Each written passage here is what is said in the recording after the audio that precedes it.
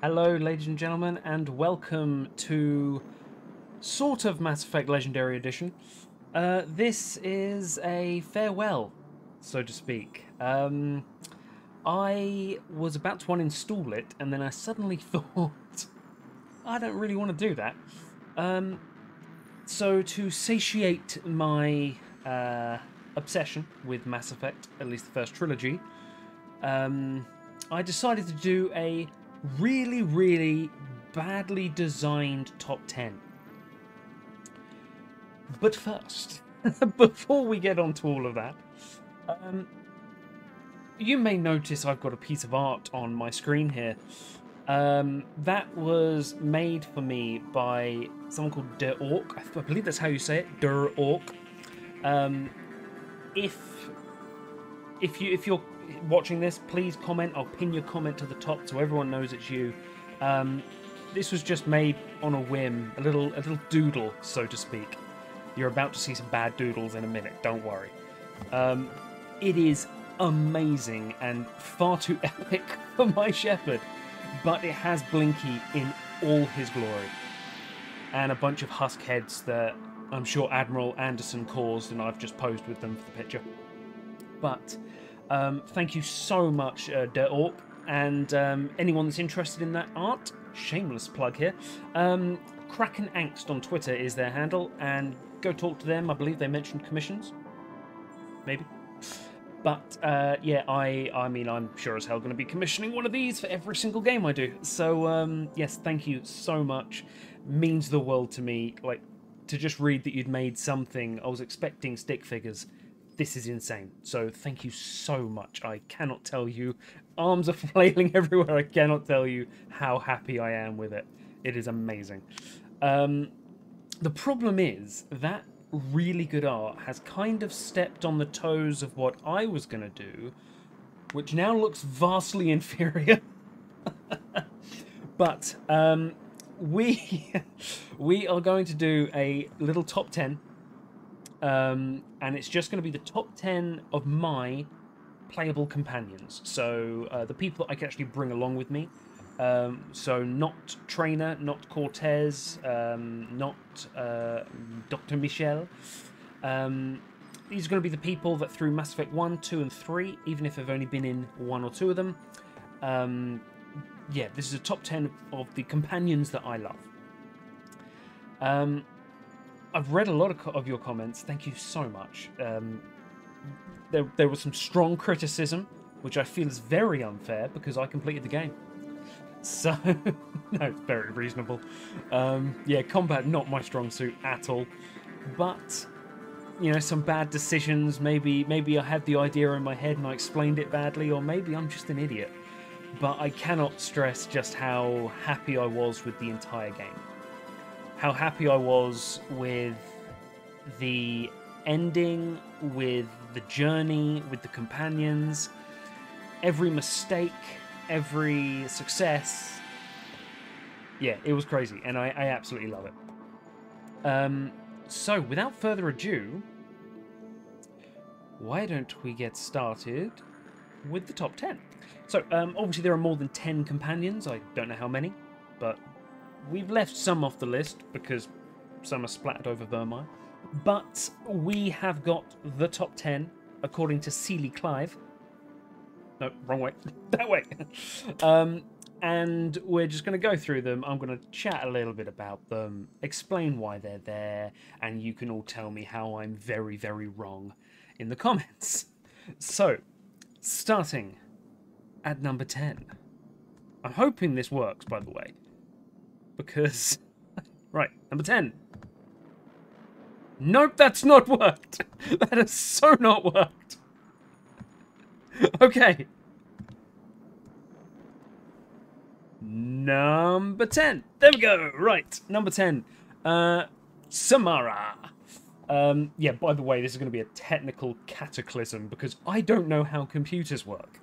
So, Samara at number 10. The knight errant meets samurai meets monk. I was a little funny about getting her on board because at that point I was full on Renegade Shepard, and I wasn't sure whether she was just going to kill me at the end. But as she kind of spoke to me, she really kind of showed that sort of... I mean, she admitted that she had a raucous side before she became a... not Templar. Before she became a...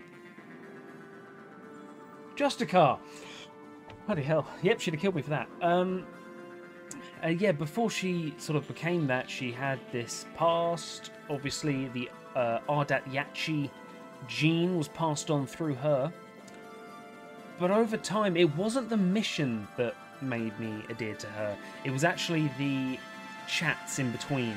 Talking on the starship and just talking, like looking out across the stars and sort of getting to know one another through that, I thought was very well done. I thought she was a very good character. Very strong-willed, goes by a code, but then towards the end of the game, her character development's all about relinquishing the code a little bit and starting to live by her rules, which I absolutely loved. And she didn't kill me, which is a good thing. The only problem is, she wasn't the best pure biotic on the team. I'll get to that later. Number 9. Don't do the background, don't do the background. Number 9. Ashley! Sneaking in the rear, which I'm assuming didn't happen at the end of Mass Effect 1. Ashley is a divisive character.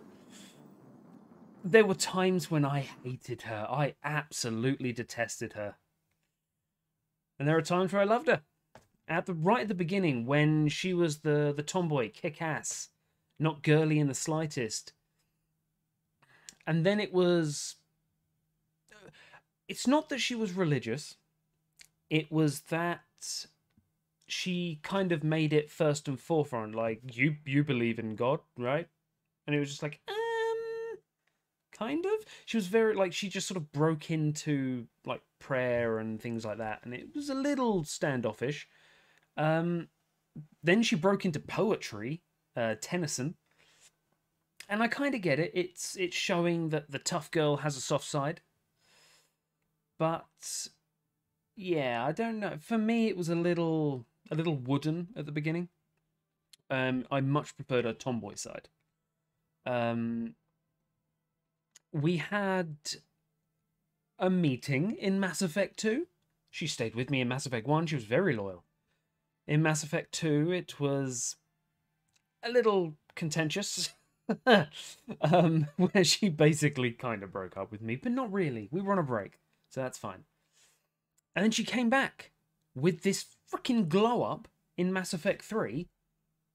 Like, oh, okay, are you going to meet Shepard? Cool, I'm just going to go get a haircut, new armor, and a promotion. It's like going back to a high school reunion and just being like, oh, I'm going to make myself look a fucking $1,000,000 here. Oh, hi, Shepard, I just woke up. Fuck off. And then I almost shot her. So, you know, we'd have never worked as a couple, I don't think. But all in all, she was kind of there, and she kind of admitted to being a little easily played. And I just, overall, by the end, I liked her because it was just ultimate passion in one way or another. There was no middle ground. It was just, Shepard, I'm with you.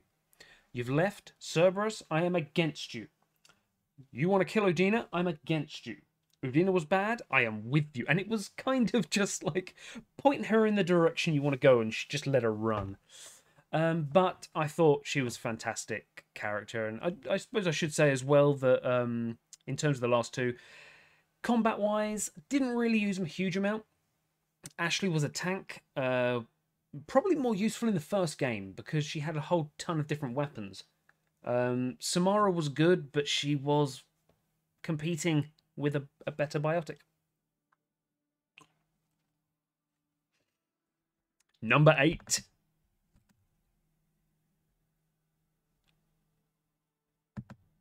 Damn it! I'll be right back. Hang on. We can sort this out. Okay. That's that one. I really should learn to edit these. There we go. Miranda! Number 8. Miranda was boring. Until she wasn't. She was... Up until her loyalty mission in Mass Effect 2, I found her to be...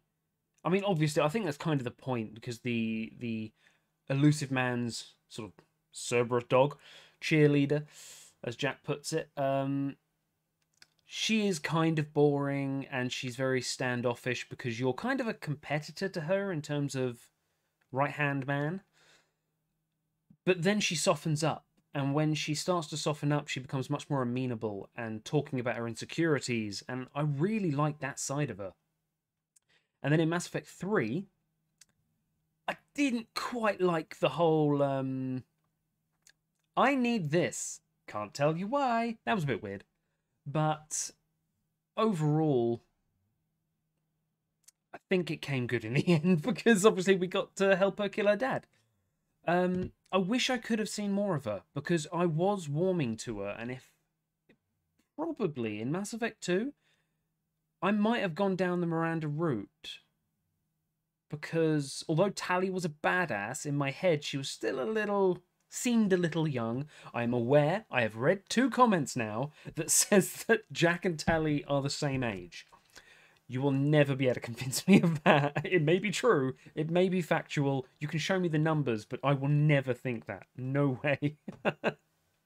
But, yeah, Miranda was great, and my only downside to her in Mass Effect 3 was I didn't see enough of her. Citadel DLC was nice. I really liked the one... I really liked both of hers, because she came to our apartment and we chatted to her, and it was really nice. And then we went out, and she just dressed up like to the nines. Beautiful red dress. And then she's just like, I don't know what to do. Please help, Shepard. Let's get soused. And went and got some drinks. And that was really nice. I'd be very interested to know what those scenes would have been like if we were in a relationship with her. Yeah, in fact, even maybe she'd have opened up a little bit more throughout the third game if we were in a relationship with her. But alas, it was not to be. But she was a fantastic companion in the end. Started off slow. Not as slow as Jacob, though, who I think is still trying to pick up to top speed. But... do this carefully. Number 7. Thane. Thane is a different breed. Literally, it's a Drell, and I had no fucking idea what a Drell was when he sort of arrived. He was just the essence of cool. He dove out of the vents, killed like 3, I think they were all Asari, in Dantius Towers. Killed like 3 Asari, then just stabbed the crap out of the crime boss, and then just went shh, die quietly. Laid down, said a prayer, and then went, right, I'm dying, let's go. And I'm for that. That was awesome. He's basically a green Neo. He's Shrek meets Neo from Matrix. And yeah, that's just a great combination. Very interesting what they did with his story. Because I'm guessing, because he's dying right from the beginning, you probably can't have a relationship with him as a female Shepard. And if you can, that's mean. Because it means you're going to lose your partner at some point. I mean, I don't know. Maybe he survives 3 in... Well, he's still going to die, isn't he? Which is not good. But, no, he was something that was very cool in 2. Became a sympathetic figure in 3. And then just had that one cutscene. That fight with Kai Leng. Ingrained in my head. Absolutely ingrained. I adored it. I thought that it was really good because you had the terminally ill Drell, and then you had a trained assassin with tons of weapons. Drell only has a pistol. He's a sniper, and he only had a pistol. And the Drell basically beat him the first fight, won the first round, lost the second round, and the guy had to run. So Thane single-handedly saved that particular council member. It was a Salarian council member, if I remember rightly, so that didn't do us much good. But, I digress. The Salarians really didn't help us in that war, I'm sorry. But, like, My only assumption is that they went to the Drell homeworld, which is the Hanar homeworld, and just defended that place, owing Thane a massive debt. As far as the Citadel DLC goes, the wake, I think you call it, the sort of memorial for Thane, was beautifully done. Bringing back Koliat, who I admit I kind of forgot about. In all the excitement, I kind of forgot about his son.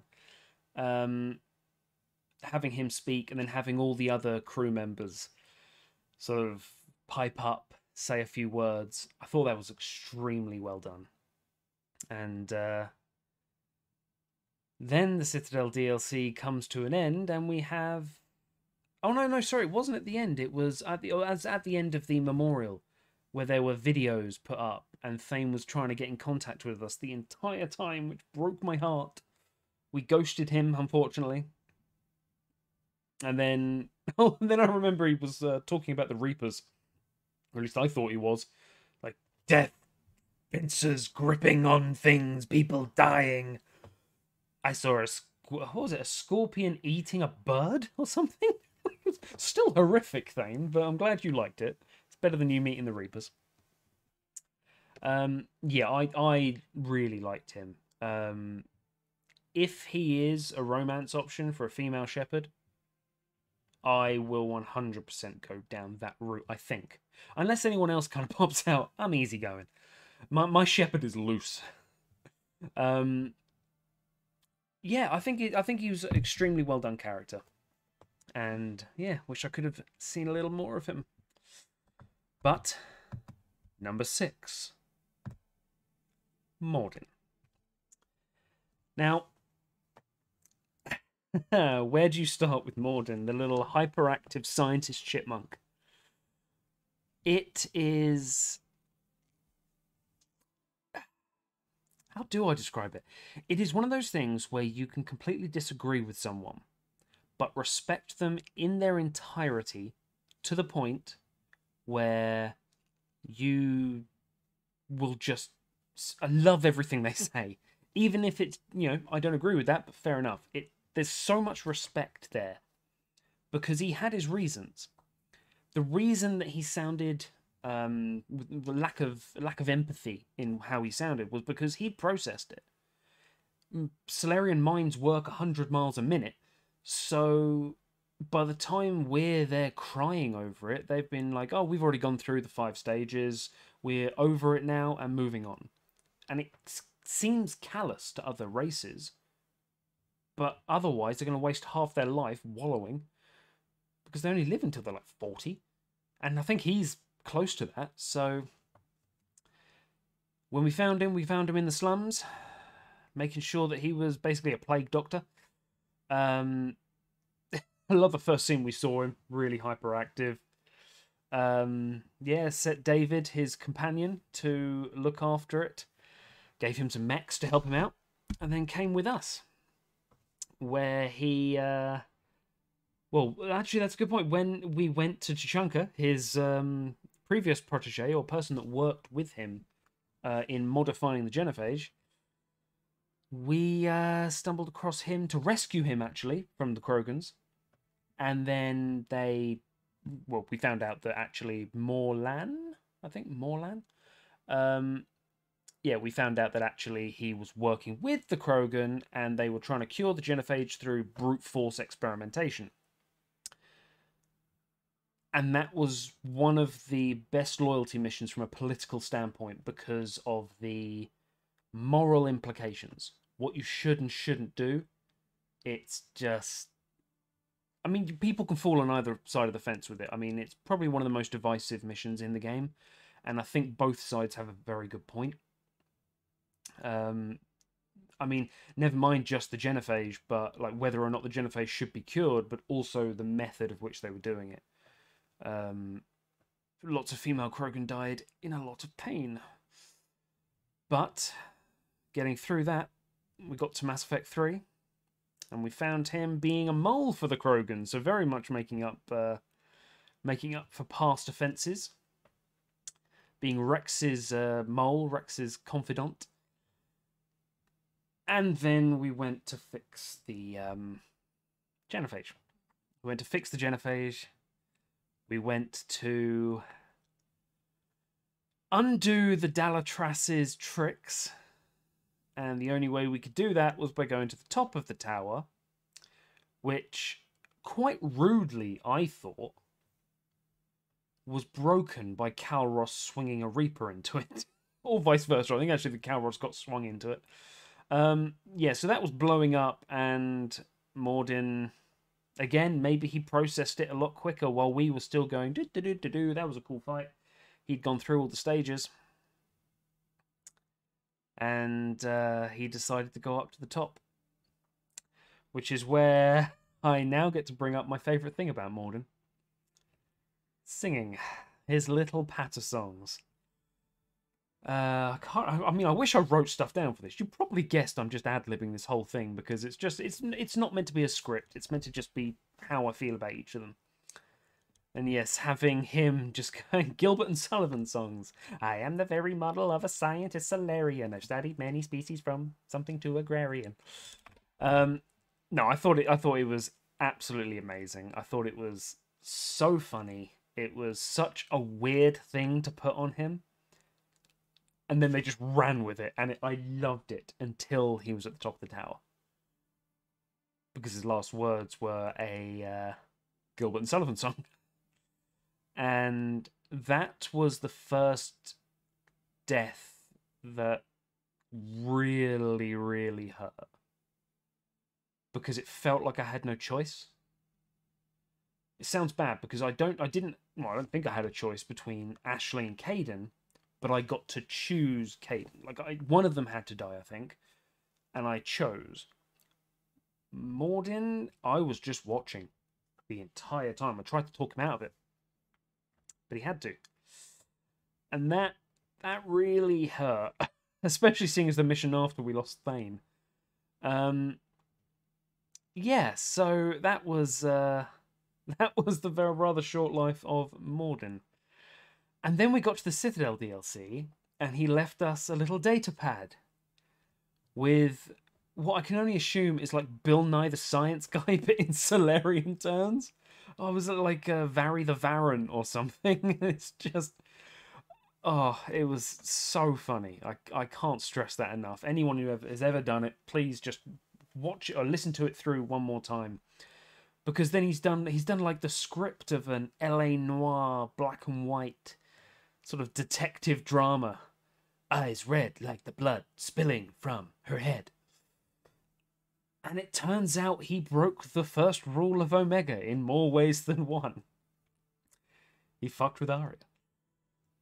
Whether that's fiction or whether it's based on truth, I like to think it's based on truth because when we spoke to Arya, I might be getting this wrong, but when we spoke to Arya for the first time, when asked about Mordin, didn't she say, oh, I always liked him, or he stays to himself, he's a funny fella, I always liked him. I think it was something like that. So putting those two together, it was like, okay. Good to know. He is a crazy little chipmunk, and it's going to be interesting a second playthrough because I'm going to adore my time with him a lot more. As female shepherd, him and Thane will be sticking together. But moving on to the top 5, we have got Tali'Zorah Vas Nima Normandy Rannoch, something like that. Tali was very special, because she was like the precious little niece at the beginning. She was so innocent, he says, after watching the first cutscene with her throwing a grenade at the Shadow Broker people. No, she was awesome. I also don't know why she's facing the wrong way. I must have just drawn her the wrong way. But anyway, she stuck with us through 1. She stuck with us through 2. Had a little job, that's fine, but stuck with us through 2, and then stuck with us through 3. And you can't really ask for more than that. As far as a companion goes, she's an engineer, so she's in my team. She's in the inner circle. She has a Blinky Mark II called Chiquita, I think. Chiquita. And it was just... Oh, I loved having her there. I loved having her around. And in 2, she became a badass. Like in 1, she was always a little bit nervous. She missed home. It's a little too quiet in here. I can't sleep. Like being homesick. It's like a 16 to 18-year-old going away from home for the first time and finding it's not like your house. And then we kicked Saren's ass, which she helped with massively. And then we kind of got tangled up with Cerberus. She didn't like that, but she trusted me over everything, which I loved, and it ingratiates herself more to me. Then she joined us, and she was done for high treason, which she was technically guilty of through her father, who is also a massive war criminal. But we loved Tally, so we covered that all up and managed to get her off of a criminal charge by just yelling at people. Like, the final... Like, we didn't come with proof. We just yelled at them until they told us to leave. And they didn't say she was exiled. So, job's a good one. I think we won. That was a really good loyalty mission as well, because it had the combat and then it had political drama, which I love courtroom dramas. I love that sort of thing. Some very big voice actors. And I need to say this because he didn't show up in 3. The mission where we recruited her had Carl Rieger, who should have joined us. He should have been a Quarian teammate. Before we get Tally, we have Carl Rieger, because he was just a legend and I loved him. He was about as marine as you can get. And he watched us die a lot on that level where we have to pick the left, right, or center, and the repair protocol on the big Geth destroyer thing. Yeah, he watched us die a lot. I imagine it was like Super Meat Boy at the end. When we finally got to the end, it showed us all of our attempts.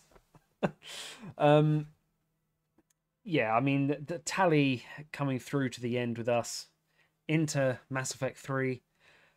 We find her as an admiral, promoted back up to a... Well, not back, but following her dad's position. And we find that they're going to war.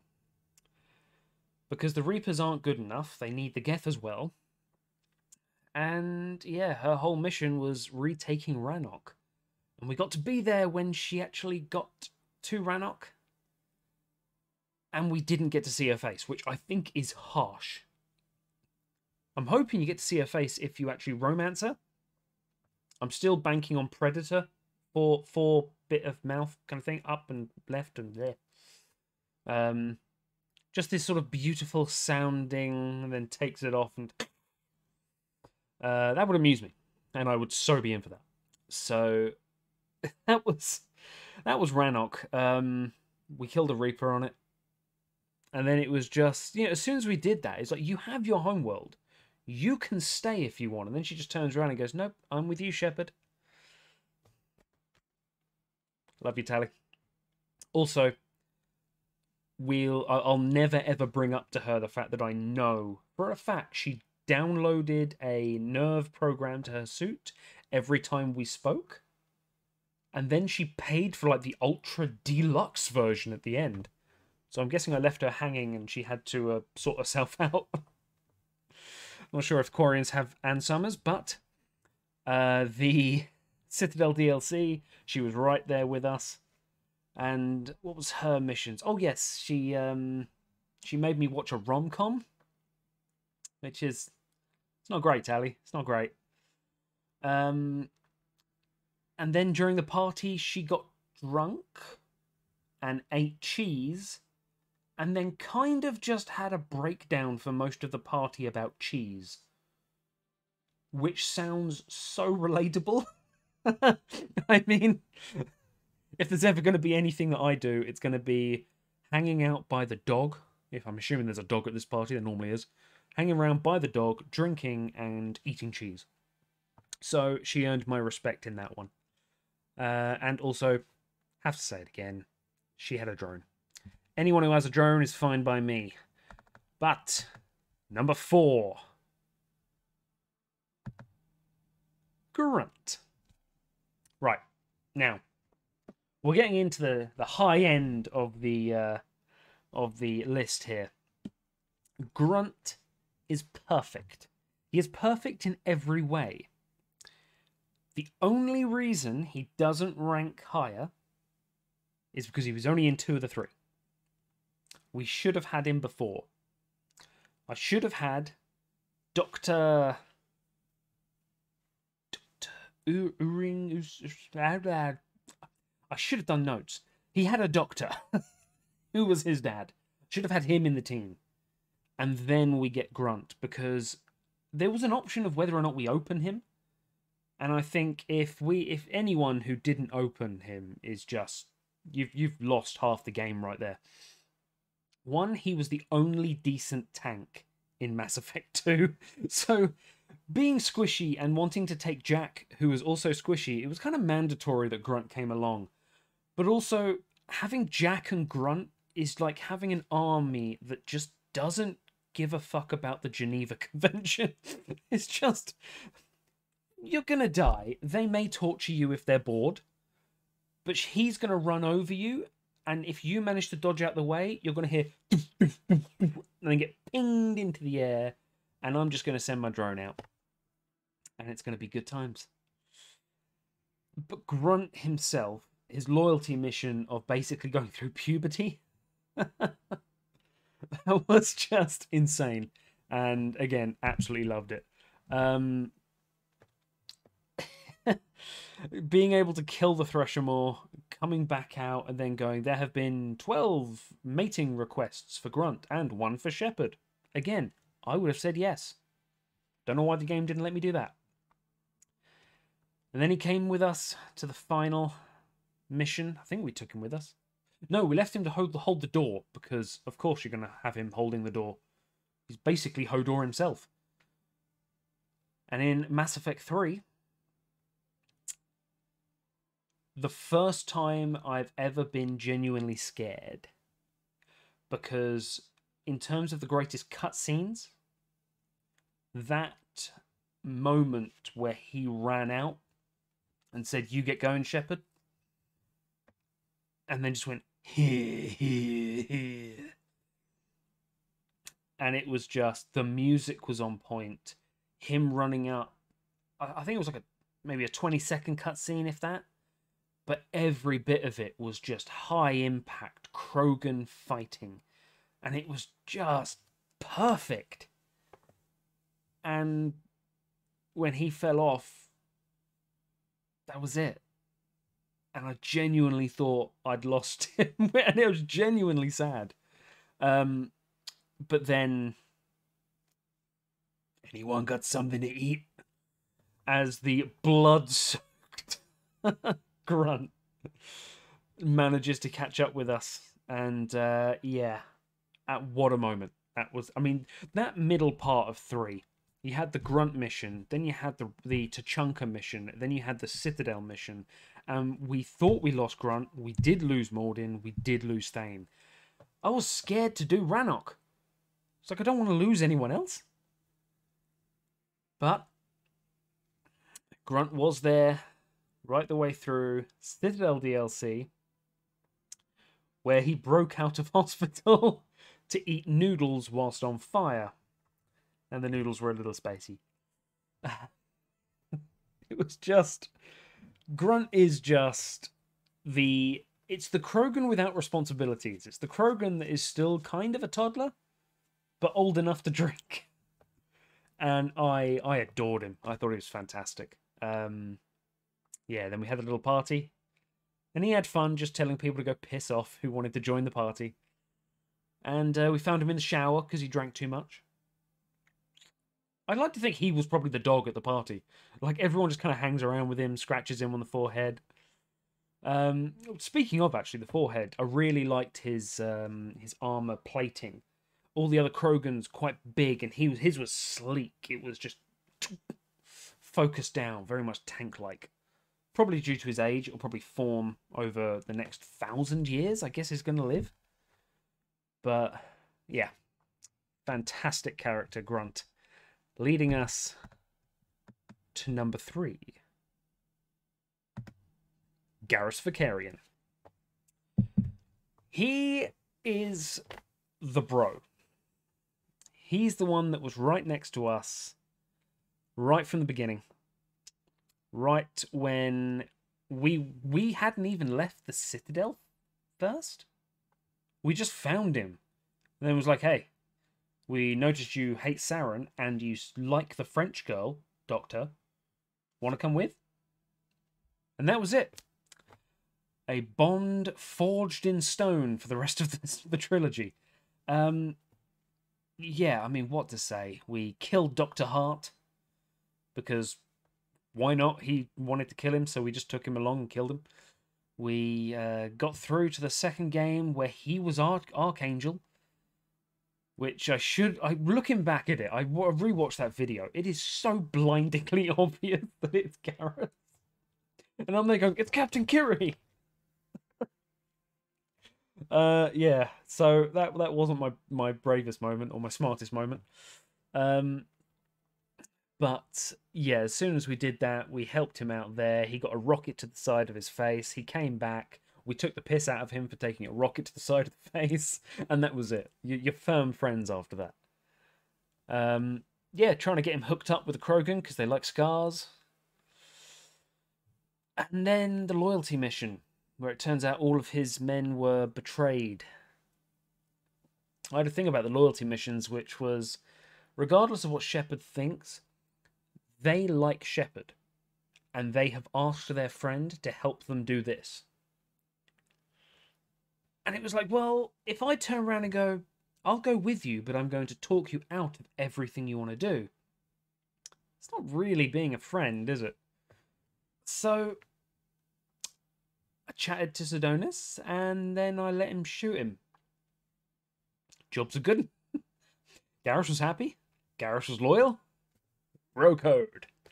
And yeah, we move forward into the last game where he was telling a general what to do. So I really don't know what level, what rank he has.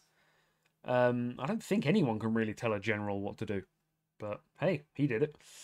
And yeah, came with us through that. Fighting on Palaven, and throughout the whole thing, he just had fire in his belly.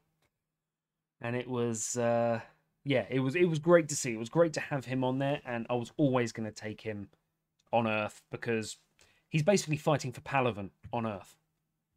And yeah, it was a great character to bring along. I absolutely loved him. We also went on a date, which I thought was very nice, where I selected the let's miss on purpose, but I like to think that my Shepard actually missed it because Garrus. There's no way my Shepard would beat Garrus in a sniping battle.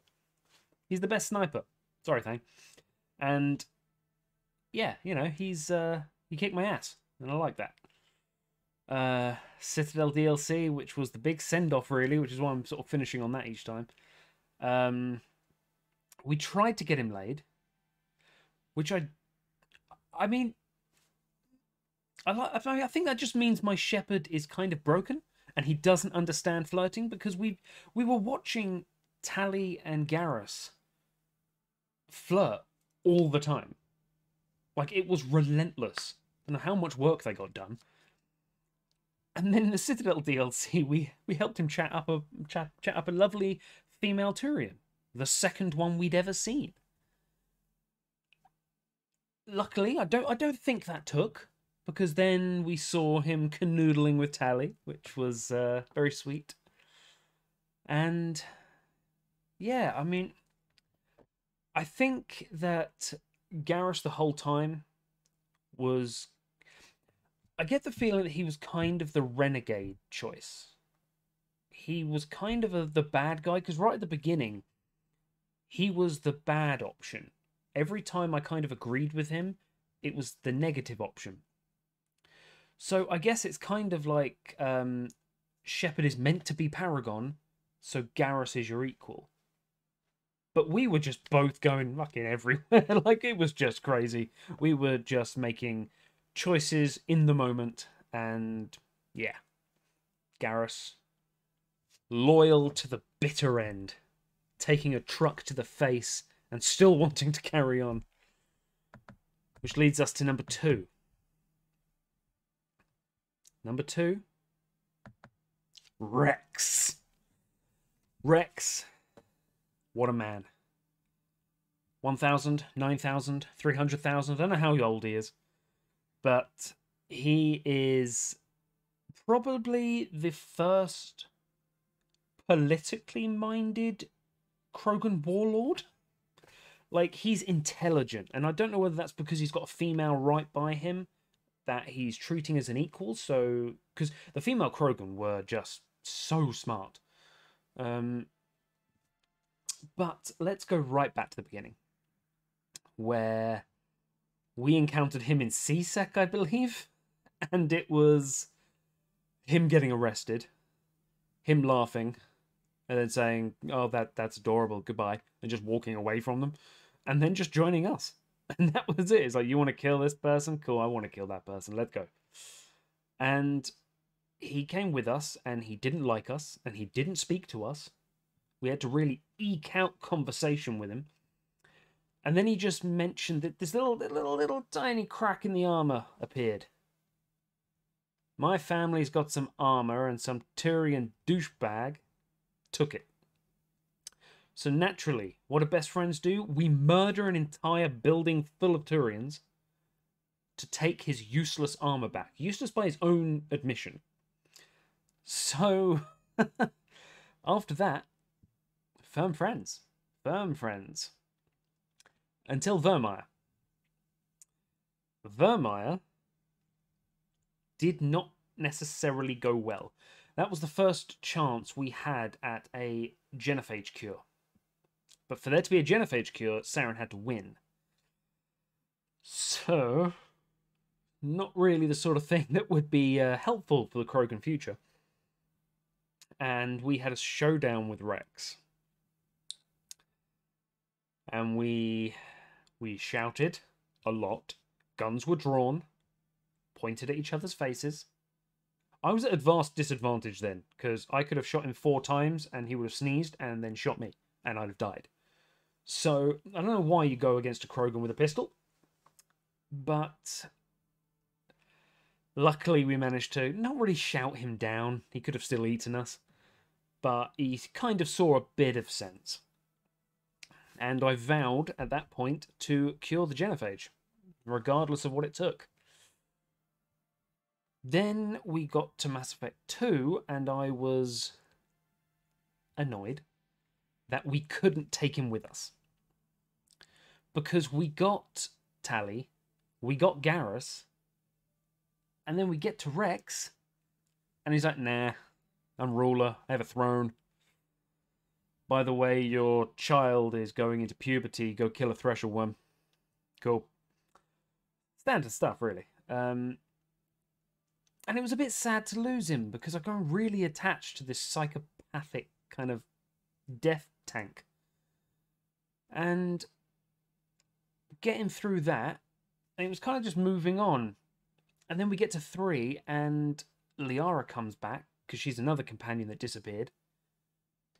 And then I thought maybe Wrex would come back, and now it's no, sorry, I've got to ice my balls and have sex with every woman. Which again, I guess, is kind of fair. Repopulate your species, I guess. But the best moment for me, for him, was him coming back in the Citadel DLC. Him smashing through that window onto a car, going into the car, throwing Cerberus out of the car, and then coming and helping me. And him having like 3 times the amount of hit points that both me and my, I think it was Liara at the time, was with me. That was just hilarious. I absolutely love that. Um, yeah, Rex with us from the beginning and only left us to have sex. And if there is anything that represents the bro code more than that, I don't know about it. Yes, he is going to be the father of an entire generation of Krogan. And he's our bro. Which leads us to number 1. Oh, wait, no, hang on. Citadel DLC for Rex. So Citadel DLC for Rex was him with the ice, obviously, but then the actual combat, him going around, was just shouting about how he's called Uncle Rex now. I don't know why, but he kind of just went around murdering everyone and shouting about it.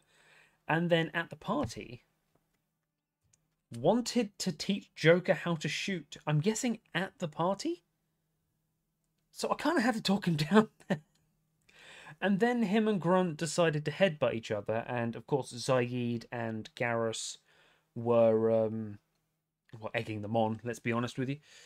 So I really like actually the Garrus and Rex bond as well. That was very, very good. They're very much brothers in arms. Right at the end on Earth, it was, the Krogan leader can't do this. And then Garrus just goes, right, give Rex was it a 12-pack of Turian brandy or something like that. And then tell him it will be a personal favour to me. Then he'll do it. And it's like, yeah, of course, that's what he wants. He would give it to you for free, but he probably just wants the beer anyway. Or the brandy. Yeah, so Rex, Garrus, Grunt, Tally, Mordin, Vane, Miranda, Ashley, Samara. You're my top 2 to 9, but who else could be number 1 than my girl Jack? Jack is a different breed. She is built different, literally. She came in with a genuine sad story of basically child kidnapping. If I remember rightly, I think her mum was told that she died. No, you can't go look at her. It's too you can't go and see the body. It's disgusting. You won't want that to be a last memory of her.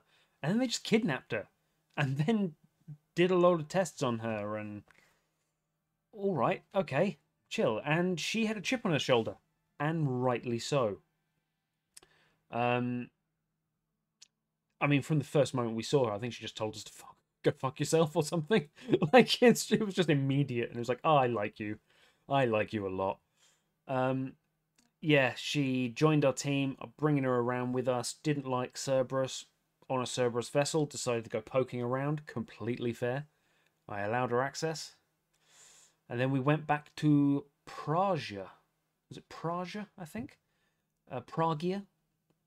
To blow up the place she was raised, and going around it all, and her slowly realizing that she had, I don't know, death-tinted glasses on at the time as a child, where she thought they were all laughing at her. It was all them against her. And it turned out, going through it as an adult, they were the same. In fact, they were fodder for you. You know, she was being trained up and then being fed drugs whenever she attacked. She was basically taught, I can't remember the name of the experiment now, but the one with the bells and the mice. Making them salivate or something. But yeah, it was a terrible thing to go through, and it was a lot of trauma. And it changed her immediately. As soon as she did that, it just completely changed her. And she started being a bit more human. And then we dated.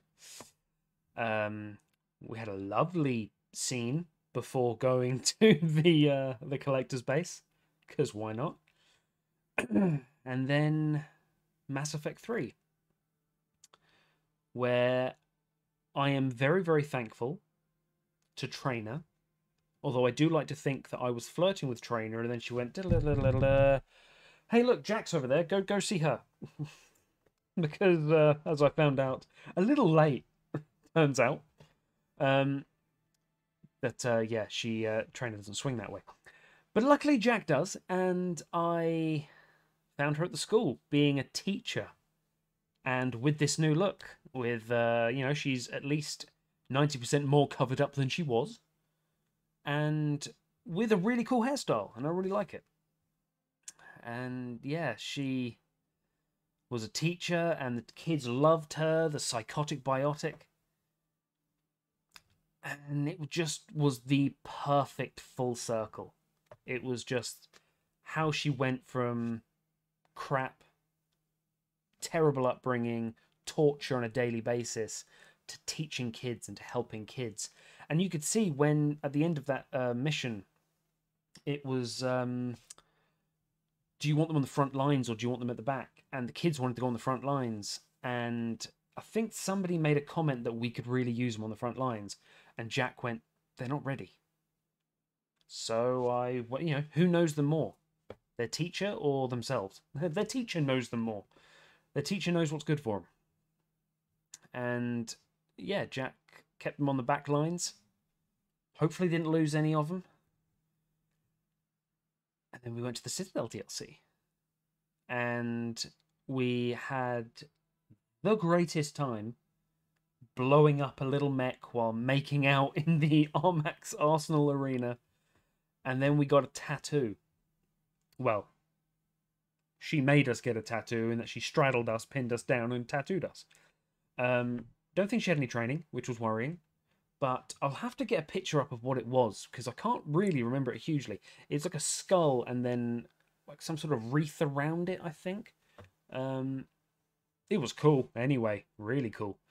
And yeah, my shepherd's first tattoo. And it's cool. I like it because the story she gave when she was doing it, it kind of just seemed like, oh, this is Jack, that's what Jack does.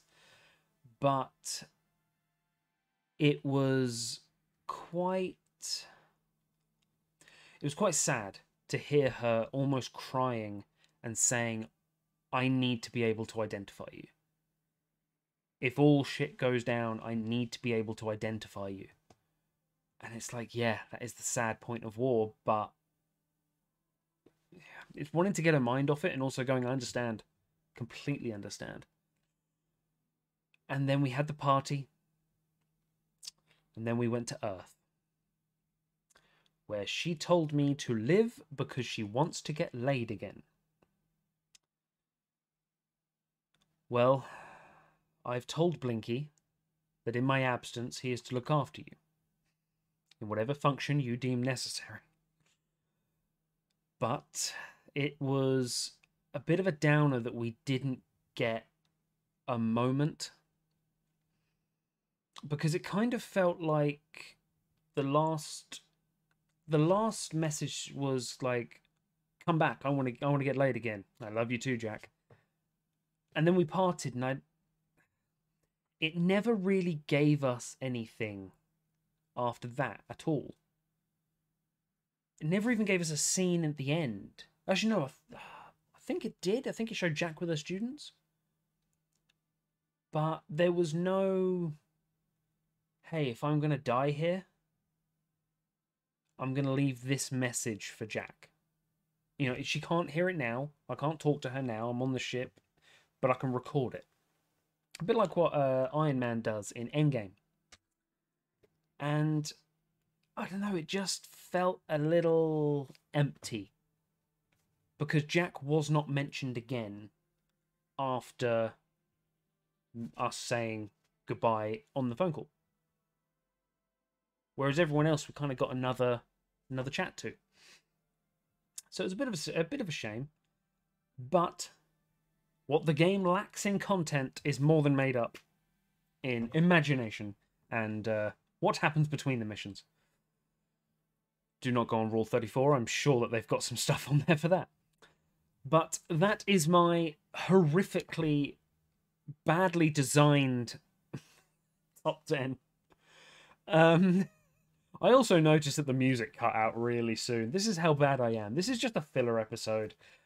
This was just to satiate me in about to uninstall Mass Effect because my laptop has very limited drive, and I'm too poor to get a extension. So I'll get that eventually.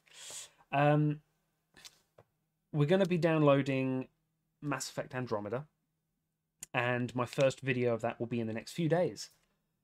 The first one likely to be a little slow because it's got custom creation, I assume. So we'll be making a character up and starting it off, but I cannot wait. There really is 3 stages of drawing here, by the way, on the screen.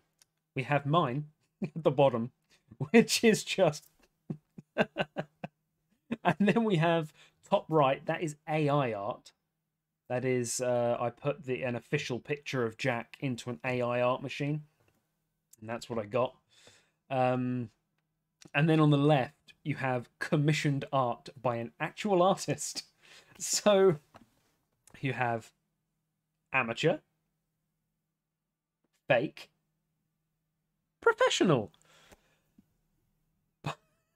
This has just been a clusterfuck of a video, and I'm not going to edit it because why would I? Thank you so much for watching this. If you are watching the entire series as a whole, it has been an absolute delight to go through it. It has been a privilege to be able to read your comments now. I'm still going through videos reading comments. I'm rewatching certain bits that you've tagged timestamps and then put a comment, and I'm clicking on all of them, and I'm watching how awful I was before and all the funny bits, and it's making me want to play it again, and I will play it again. We're going to do Andromeda. We're going to do Dragon Age Origins, then Dragon Age 2, then Dragon Age Inquisition. I apologize if you don't like Dragon Age. That's going to be a long time. And then we're going to see what's out. We're going... Because by that point, I imagine the next Dragon Age will be out. And then I still don't know about the next Mass Effect. So yeah, we'll just take it from here. And like any suggestions, please. I've already written down a whole bunch of suggestions that people have made. One of them was The Witcher. One of them was a Final Fantasy game. One of them was a Dragon Quest game. I should have the list with me if I'm going to mention it. But yeah, I've got about 6 or 7 games listed. And if one is just overwhelmingly popular with you guys, then hell yeah, of course I'll do it. 100%. So, thank you for watching this filler, this goodbye, this kind of random stuff. Check out Dorork. Reverse, there you go. Check out Dorork. Kraken Angst on Twitter. Please go and say hello, thank you, everything. Yeah, it's just been an absolute privilege to not only play the game, but witness the community, because you guys have just been awesome. So thank you so much, guys. Take care, and I guess I'll see you in Andromeda.